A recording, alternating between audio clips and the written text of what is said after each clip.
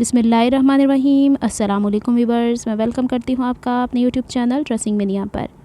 आज मैं आपके साथ फ्रंट प्लेकेट जो कि सेंटर से हाफ़ कट होती है और उसके ऊपर शेरवानी बैन या कॉलर जिसे कहा जाता है वो अटैच होता है, उसकी कटिंग स्टिचिंग आपके साथ शेयर करने जा रही हूँ। यहाँ पे मैंने शर्ट का फ्रंट और बैक का पल्ला लंबाई और चौड़ाई के हिसाब से डबल फोल्ड करके एक दूसरे पे बिछाया है। फ्रंट की लंबाई बैक की निस्बत 1.2 इंचेस कम है। इसकी मैंने साइड की फ़िटिंग कट नहीं की, वो इस ही वीडियो में ऐड है। सबसे पहले हमने जो फ्रंट का पल्ला बिछाया हुआ है उसके ऊपर गले की गहराई और चौड़ाई 3-3 इंच मार्क करनी है। मीडियम साइज़ के लिए ये नेकलाइन बिल्कुल ठीक रहेगा क्योंकि गले के साथ ही एडजस्ट होता है। यहाँ पे इसकी हमने हल्की सी गुलाई देनी है इस तौर पे, और ये जो हमारे पास लंबाई है इसको बैक पल्ले जो 1.2 इंच के बराबर बढ़ा हुआ है उस पर एक्सटेंड कर देनी है। इसके बाद हमने तीरे का मार्क लगाना है 8 इंच, और यहाँ पे जो आर्म होल की डेप्थ है या फिर मोढ़े की गहराई वो जो नॉर्मल कुर्ती की मैं रखती हूँ 8.5 इंच वही है। लाइन स्ट्रेट ड्रॉ कर देनी है और बैक तक लेके चली जानी पूरा ऊपर तक, और यहाँ पे एल शेप ड्रॉ कर देनी है। अच्छा, यहाँ पे वीडियो इसलिए लंबी हो गई है कि इसमें मैंने सारी कुर्ती की कटिंग की डिटेल्स भी ऐड की हैं, वो थोड़ी सी समझने वाली बात है। जो हम लोगों का फ्रंट पल्ला है उससे 14.5 नीचे कमर के निशान लगाने के लिए एक मार्क लगाया, और यहाँ पे कमर की फ़िटिंग मार्क कर लेनी है। इसके बाहर मैंने 1.5 इंच एक्स्ट्रा लिया क्योंकि नॉर्मल कुर्ती की तरह फ़िटिंग है तो 1.5 इंच ले लिया। चेस्ट की फ़िटिंग यहाँ इस लाइन पे हमने मार्क कर लेनी है और इसके बाहर भी 1.5 इंच ही ले लिया। चेस्ट की फ़िटिंग के मार्क को कमर की फ़िटिंग के मार्क से मिला देना है, और इसके बाहर के जो निशानात हैं इन्हें भी आपस में मिला दें।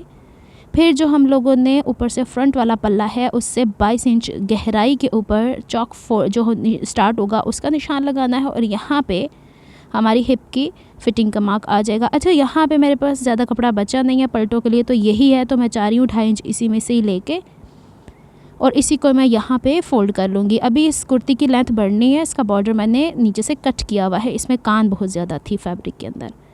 यहाँ से जो फ़िटिंग का मार्क होता है कोना नहीं बनाना, हल्की सी गुलाई की शेप दे देनी है, और यहाँ जो हम लोग स्ट्रेट कुर्ता बना रहे हैं फ़र्ज़ करें तो हम स्ट्रेट के हिसाब से निशान लगा के और फिर हम इसकी बाद में कटिंग कर देंगे। उम्मीद है ये निशानात तो आपको समझ में आ गए। अब बारी आती है कि जो हमने फ्रंट आर्म होल का निशान लगाया था 8.5 इंच, उसका सेंटर इंच स्टेप मोड़ के करना है। आधे इंच अंदर की तरफ लेके पहले हम जो है ना यहाँ पे बैक आर्म होल के निशान और फ्रंट जो हमने आधे इंच लिया है वहाँ तक निशान लगाना है, ऊपर नहीं अभी लगा रहे। यहाँ पे कांधे का जो हमारा ड्रेप होता है वो आधा इंच फ्रंट पे भी लगाना है, बैक पे भी लगाना है, और जो गले के निशान थे ना 3 इंच उससे यूँ तिरछा मिला देना है। हो गया यहाँ तक। अब हम लोगों ने सबसे पहले यहाँ पे ये जो तिरछान है इसे पूरी आखिर तक कट करके ले जाना है, इसे बीच में नहीं छोड़ना वरना फिर बाद में बड़ी प्रॉब्लम होती है। यहाँ पे तो मैं आपको शेरवानी कॉलर बनाना बता रही हूँ, आपको इंशाल्लाह व्लॉग के चैनल के ऊपर फ्लैट बैंड जो होता है उसकी कटिंग स्टिचिंग भी मिलेगी। अच्छा जनाब, और वो सैटरडे को इंशाल्लाह मैं शेयर करूँगी। यहाँ पे सबसे पहले हम लोगों ने जो फ्रंट का पल्ला है उसमें जितना सिलाई का मार्जिन हमें देना होता है ऊपर कांधा स्टिच करते हुए उसको हम लोगों ने फ़ोल्ड कर लिया है। अब जो बैक वाला पल्ला है उसका उतना ही मार्जिन नीचे की तरफ फ़ोल्ड किया है। नीचे की तरफ इसलिए फ़ोल्ड किया है कि इसने पलट के अभी बिल्कुल इसके बराबर आना है जो हमने फ्रंट का 1/2 इंच का मार्जिन फ़ोल्ड किया है। इस तरीके से अगर हम ये फ़ोल्ड्स नहीं करेंगे इसका नेकलाइन पे तो कोई असर नहीं होता, लेकिन जो आपकी शोल्डर की कटिंग है या फिर आपकी आर्म होल की कटिंग है हल्का सा इसमें फ़र्क आ जाएगा। अभी जब मैं कट करूँगी तो आपको समझ में आ जाएगी ये बात। अब हम क्या करते हैं कि यहाँ पे ये देखा आप लोगों ने निशान जो हमने सीधा कर लिया, जो हम लोगों ने आर्म होल का आधा हिस्सा निशान लगाया हुआ था वहाँ से यूँ तिरछा ऊपर की तरफ मिला देंगे। अब आ गई आप लोगों को बात समझ में, यहाँ तक उम्मीद है। अब हम लोगों ने बैक के आर्म होल के हिसाब से यहाँ पे यूँ इसकी कटिंग कर लेनी है, और फिर हम लोगों ने साइड की फ़िटिंग कमर तक कर लेनी है। अभी पूरी कुर्ती बिछी भी नहीं थी वरना मैं बिल्कुल एक साथ ही कटिंग कर लेती। अच्छा, अब फ्रंट का पल्ला उठा के जितना कोई हिस्सा फ्रंट का इसकी शेप में आया है वो मैंने कट कर लिया है, बैक का भी बिछा हुआ है। अब गौर कीजिएगा कि जो बैक का पल्ला है उसका कोना जो पलट के सामने की तरफ आया है उसमें ये तिकोना अगर हम नहीं काटेंगे तो हमारी फ़िटिंग में अफेक्ट करेगा। बस इसी को काटने के लिए हम लोग को इतनी फोल्डिंग्स करना पड़ी थी, इसके अलावा इसका कोई और पर्पस नहीं था, वरना हम सीधा भी कट कर सकते थे। हो गया यहाँ तक। इसको मैं प्रॉपरली बैलेंस करूँ, ये दोनों हिस्से बराबर आ जाने चाहिए, इसमें कमी ज़्यादती नहीं होनी चाहिए। अच्छा जनाब, यहाँ तक हो गया। अब हमने ये वाले हिस्से सारे खोल लेने हैं। मैंने आपसे पहले ही कहा था इस फोल्डिंग का नेकलाइन की कटिंग पे कोई असर नहीं है। इसे खोलने के बाद हम लोगों ने फ्रंट नेकलाइन की जो शेप मार्क की थी उसकी कटिंग कर लेनी है। फिर इसके बाद जो बैक वाला आर्म होल है, बैक वाला जो नेकलाइन है उसको हमने सीधा करके जो सेकंड हमारी क्रीज़ है ये वाली, इसके ऊपर गुलाई हम लोगों को बैक नेक लाइन की कटिंग करनी है इस तरीके से। जो फर्स्ट क्रीज़ है वो तो सिलाई का है ना, जो सेकंड क्रीज़ है वो फोल्ड होकर फ्रंट की तरफ आ रही है, तो वहीं पे नेक लाइन की कटिंग होगी। अब देखें यहाँ पे जब बैलेंस करेंगे, जैसे बाहर से बैलेंस है वैसे ये अंदर से भी ये जो छोटा सा कोना निकला है इसको बैलेंस हो जाना चाहिए। ये देख लें इसको मैं कैसे बैलेंस कर रही हूँ ताकि ये एग्जैक्ट एक जितना आए। छोटे छोटे से इसमें पिंच भी रह जाते हैं तो भी फिटिंग के ऊपर असर कर जाते हैं। देखें बराबर हो गया ना। चले जनाब, यहाँ पे आके हम लोगों ने ये कर लिया है कंप्लीट, और बाकी फ़िटिंग मैंने शर्ट को सीधा करके इसकी कटिंग कर ली थी। अब मैंने प्लेकेट बनानी है, तो ऊपर शोल्डर से जो 1/2 इंच हमने फ़ोल्ड किया था उसे खोल लेना आप, और जितनी आपकी प्लेकेट आपको रिक्वायर्ड होती है 16 इंच 15 इंच, मैंने तो 16 इंच निशान लगाया है। बुकरम लेके इसके सेंटर में इस तरीके से पेस्ट कर लिया है। इससे ये हो जाता है ना कि कोना यहाँ से ज़रा सा अच्छा खूबसूरत बन जाता है, क्योंकि मेरे कपड़े जो ये वाला है ना ये थोड़ा सा धागे निकलने वाला है। अब मैंने 1/2 इंच सेंटर से दूरी पे और 1/2 इंच तकरीबन ऊपर कर लिया था, ताकि मुझे यहाँ पे इस तरीके से तिरछान काटते हुए आसानी हो जाए। ये अब हमने ये जो कट लगाया है इसमें पट्टी हमारी आएगी 1.1 इंच की। ये हो गया। अब सीधा यूँ इसको कट कर लेना है। इसमें कोई मैं वी शेप ऊपर से कट नहीं कर रही। मैं आपसे कहा था शेरवानी कॉलर हाफ कट वाला जो होता है ना पट्टी वाला, वो बता रही हूँ। तो पहले तो हम इस वी शेप को बैक की तरफ फोल्ड कर देते हैं, फिर शर्ट को हम लोगों ने सीधा बिछा के जितना मार्जिन हम लोगों ने साइड पे बचा हुआ है ये इसको फ़ोल्ड कर लेना है। ये मैं अलहदा से टिप्स आपको बता रही हूँ, वरना ये होता है कि कमी ज़्यादा मुझसे भी कभी कभी हो जाती है पट्टी को सिलते हुए। तो मैंने दोनों तरफ से इसको प्रेस कर लिया है। 1.1 इंच के गैप आ गया है। अब मैंने ब्लैक मर्दाना बुकरम इसलिए लिया है कि मेरे पास जो इसका बॉर्डर है शर्ट का वो डार्क कलर का, वाइट लेती तो उसका सारा ग्रेस ख़त्म हो जानी थी। 1.1 इंच के निशान लगा के मैंने स्केल की मदद से सीधी लाइनें ड्रॉ करनी है और काटना है कैंची की मदद से। खींच के नहीं फाड़ा कर रहे हैं मर्दाना बुकरम को। इसमें कलफ बहुत सख्त लगा हुआ होता है, तो कहीं पे भी उधड़ के वो कहीं से भी फट के जा सकता है। ये निकला हुआ था बॉर्डर शर्ट की साइड से बहुत ही ज़्यादा निकला हुआ है, चूँकि चौक तो मैंने वैसे ही फ़ोल्ड कर देने थे। तो फिर अब ये मर्दाना बुकरम चिपकना थोड़ा सा मुश्किल काम है, तो इसकी एक और टिप मैं आपको दे देती हूँ। डबल साइडेड टेप पहले नीचे इसकी बराबर, इसकी लंबाई के बराबर रख लिया करें। फिर इसके ऊपर जैसे ही आप इस्त्री चलाएंगे तो इसकी जो चिपकने की सलाहियत है वो ज़्यादा अच्छी हो जाएगी और फ़ौरन से यहाँ से मर्दाना बुकरम चिपक जाता है। हो गया यहाँ तक काम। इसके बाद हम लोगों ने 1/2 इंच एक तरफ से यूँ फ़ोल्ड कर लेना है, और फ़ोल्ड करने के बाद इसके नीचे मैं वाइट जर्मन ग्लू लगाऊंगी। इस हिस्से को फ़िक्स कर दें। फिर दूसरी तरफ से अच्छे से आयरन करने के बाद अब इसके हम लोगों ने, जो मैंने आपसे 12 कहा है कि white German glue water based होता है, तो उसको चिपकाने के लिए जल्दी से इस्त्री करके हीट देते हैं हम लोग। फिर इसको दूसरी तरफ से यूँ पलट के, और फिर जो ये एक्स्ट्रा मार्जिन है जो आपको अब नज़र आएगा पलटते हुए, इसको पहले हम लोगों ने जितना अंदर की तरफ फ़ोल्ड करना होता है तकरीबन 1/2 इंच एक्स्ट्रा कट कर देना है, और इसको पट्टी के ऊपर यूँ ला के इसे फ़ोल्ड करना है। इसको यूँ फ़ोल्ड करने का मकसद ये हो जाता है कि जब हम इसको अंदर की तरफ दबाते हैं तो इसका छोटा सा हिस्सा बढ़ा रह जाता है, बिल्कुल मान्यूट सा ही होता है, कोई ऐसा नहीं। 2 पट्टियाँ मैंने बना ली हैं। एक का डिज़ाइन मैंने एक तरफ ऊपर रखा, दूसरी का डिफरेंट कर दिया। ये आपके तो जो बॉर्डर्स होते हैं इस पर डिपेंड करता है। अच्छा, अब मैं इसको बहुत आसान से तरीके से आपको सीना सिखा रही हूँ। आप लोगों ने इसे पट्टी को खोल लेना है, सैंडविच नहीं कर रहे हम लोग, क्योंकि हमें इसे कट पैन भी तो बनाना है ना। तो अब हमने यहाँ नीचे से, जहाँ पे ट्रायंगल नीचे फ़ोल्ड किया था और यहाँ साइड के ऊपर जो क्रीज़ लाइन बनाई थी उसके ऊपर रख के इस पट्टी का वो वाला हिस्सा जो बुकरम वाला है ना, जिसके किनारे हमने फ़ोल्ड किया और नीचे ग्लू लगा दिया था, उसको ऊपर रखते हुए और कोने की सिलाई लगाते चले जाना है। इस तरीके से आपके काम में खिंचाव भी नहीं आएगा, काम में नफासत भी होगी। और वो बहनें जो बिल्कुल बिगनर हैं और कहती हैं हमें टफ़ लगता है पट्टियाँ स्टिच करना, इस तरीके से आप लोगों का काम आसान हो जाएगा।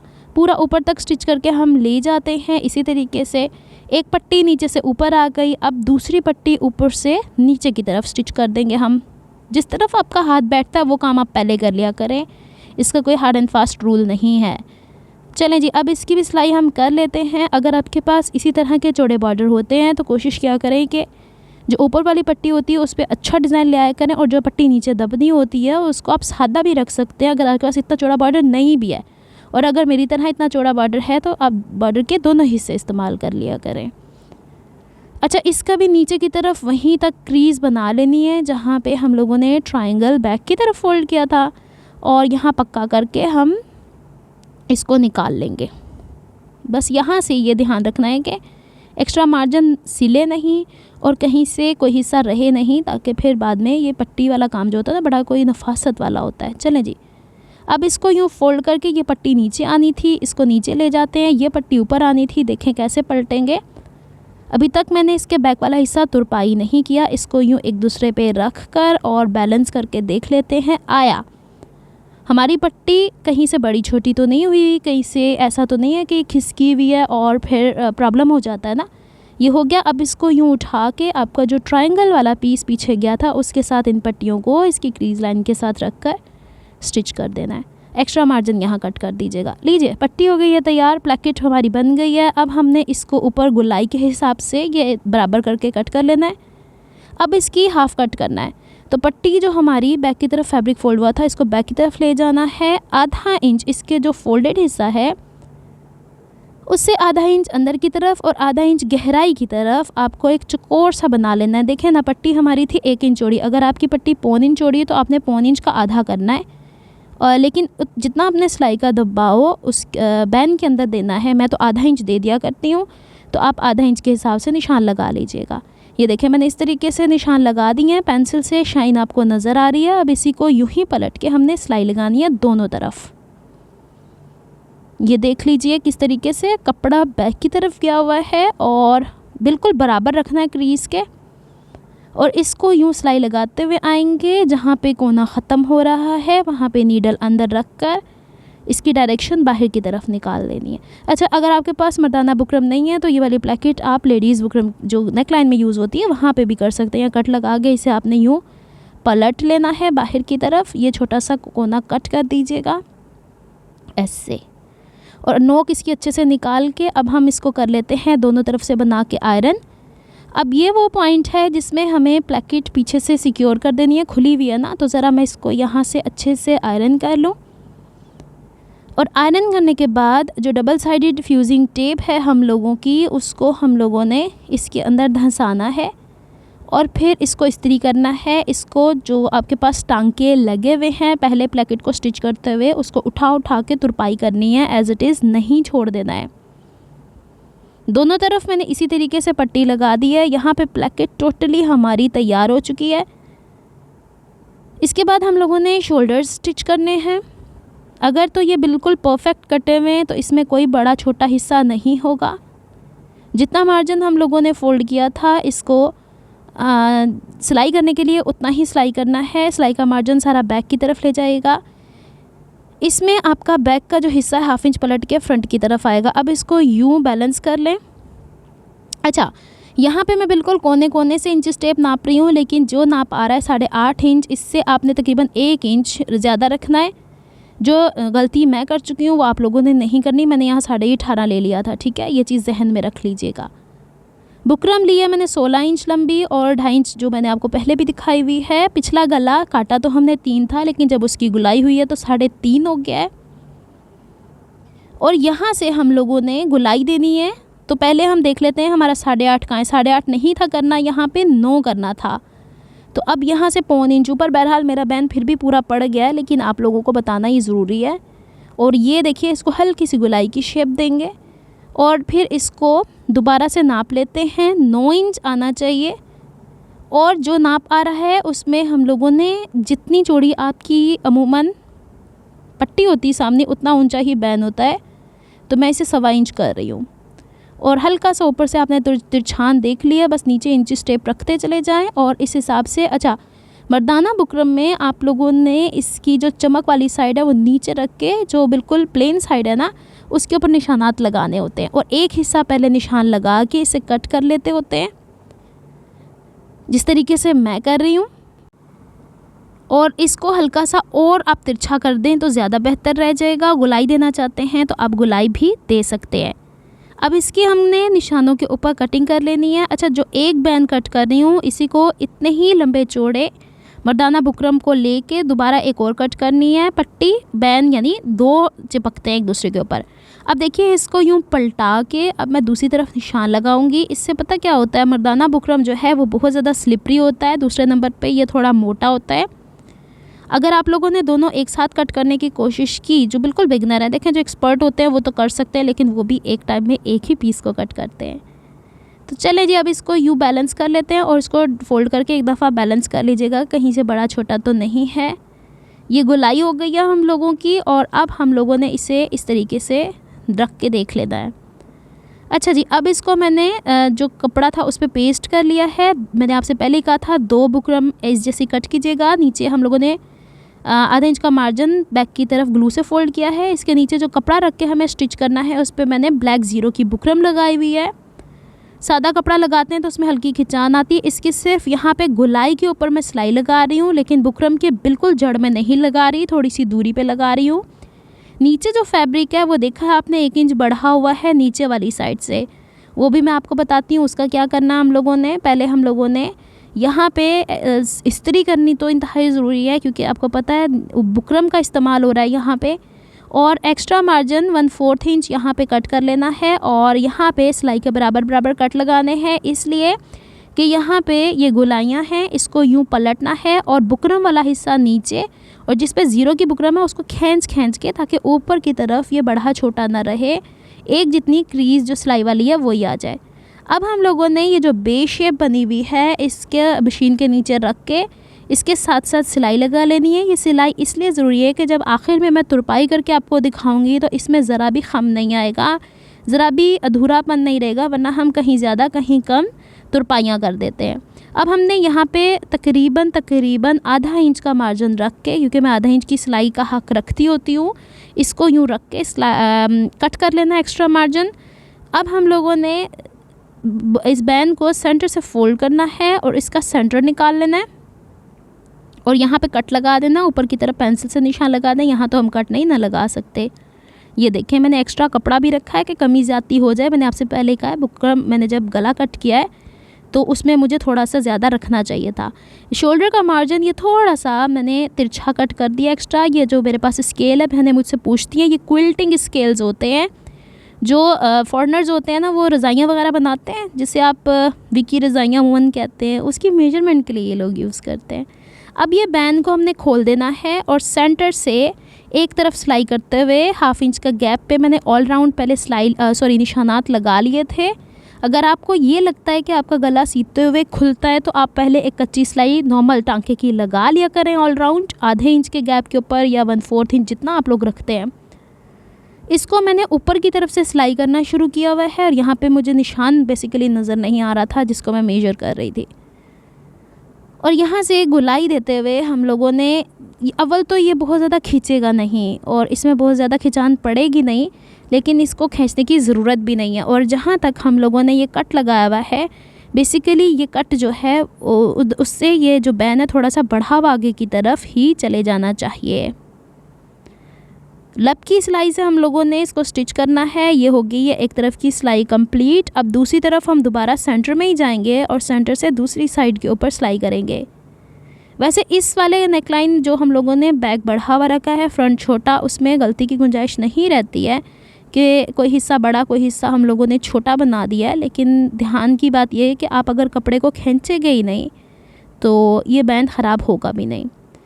निशानात हमने लगा लिए हैं और अब हम इसको बैलेंस करते हुए जा रहे हैं। छोटे छोटे पोर्शन सिलाई करने हैं, जहाँ पे कपड़ा गोल घुमाना है, शर्ट का घुमाना है। बुकरम को ज़्यादा मत गोल घुमाएं, ये ज़्यादा घूमेगा भी नहीं। बस ये ध्यान रखना है शर्ट का कोई हिस्सा चुन्नट ना बन के इसके अंदर फंसे।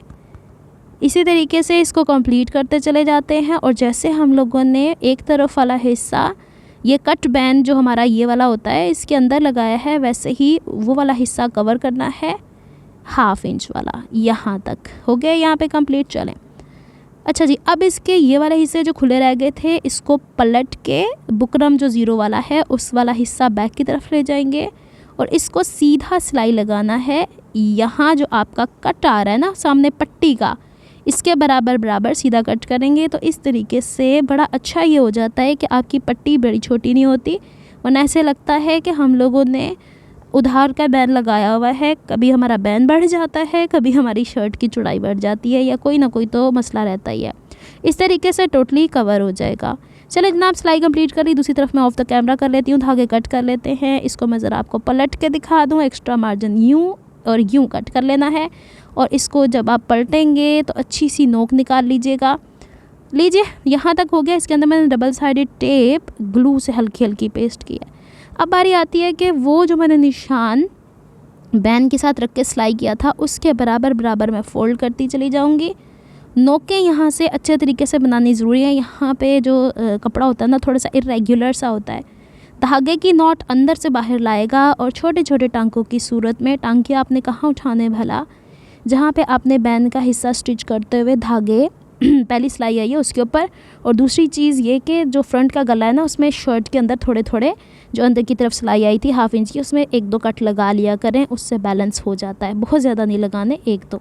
और यूँ पलट पलट के, और जितनी आपकी सिलाई आपने निशान लगाया था उतनी जब आप सिलाई लगाएंगे, और ज़ीरो की बुकरम अगर आपने लगाई भी होगी तो आप बहुत खूबसूरती से फ्रंट और बैक नेक लाइन इस तरीके से बना पाएंगे। अब मैंने इसको, चूँकि इसमें डबल साइडेड टेप चिपकाई हुई थी, इसको इस्त्री कर लेते हैं ताकि ये अपनी शेप पकड़ ले। इसको मैं गले में पहन के पहले चेक करी थी, फिर इसे मैं आपको रख के दिखा देती हूँ। अगर आपको मेरी एफर्ट्स पसंद आती हैं तो please like my videos, subscribe to my channel, hit on the notification bell for more updates. इसकी ज़्यादा अच्छी लुक आपको पहन के आती है और रख के भी आती है ऑब्वियसली, लेकिन ये कि इसके लिए प्रॉपर इसका इस्त्री होना और साइड फिटिंग वगैरह पूरी होना ज़रूरी थी। ये देखिए, इसे मैंने पहन के देख लिया। जो आपको एक साइड पे हिला जुला सा नज़र आ रहा है वो इसलिए कि मैंने अभी इसके साथ स्लीव्स अटैच नहीं की हुई हैं और इसकी ये लुक है। और इतना ही खुला होना चाहिए, ऐसे नहीं कि बिल्कुल ही नेकलाइन के साथ जुड़ा हुआ हो। और ये देख रहे हैं ना आप लोग, इतना हिस्सा इसको मैंने बैलेंस नहीं किया, हवा से उड़ी उड़ी चला जा रहा था। उम्मीद है आपको ये समझ में आ गया होगा। अगर मैं चाहूँ तो इसमें काज बटन करवा सकती हूँ। देखें, पट्टी कोई बड़ी छोटी हुई नहीं है। तो मेरा ये प्रैक्टिकल भी, मेरा एक्सपीरियंस भी बहुत ज़्यादा बेनिफिशियल रहा है मेरे लिए। मैं नए नए तजुर्बात करती रहती हूँ और ये आपसे शेयर करती रहती हूँ ताकि आपको पता चलता रहे कि मैं क्या नई चीज़ें बनाती रहती हूँ। चलें जनाब, यही सब कुछ था जो मुझे आपसे शेयर करना था। अभी मैं आपको इससे रख के भी दिखा देती हूँ। मिलती हूँ मैं आपसे किसी नेक्स्ट वीडियो में किसी नए प्रोजेक्ट या आइडिया को लेके। तब तक के लिए दुआ में याद रखिएगा, अपना बहुत सारा ख्याल रखिएगा और बताइएगा आपको ये नेकलाइन कैसा लगा। इंशाल्लाह ये ड्रेस जैसे ही कंप्लीट होता है तो मैं आपको इसकी कंप्लीट लुक भी दिखा दूँगी। वैसे तो मैंने नेकलाइन आपसे शेयर कर ही दिया है। नेक्स्ट वीडियो तक के लिए दुआ में याद रखिएगा, अपना बहुत सारा ख्याल रखिएगा और ये ट्राई करके देखिएगा जो मैंने सब कुछ आपको दिखाया है। अल्लाह हाफिज़।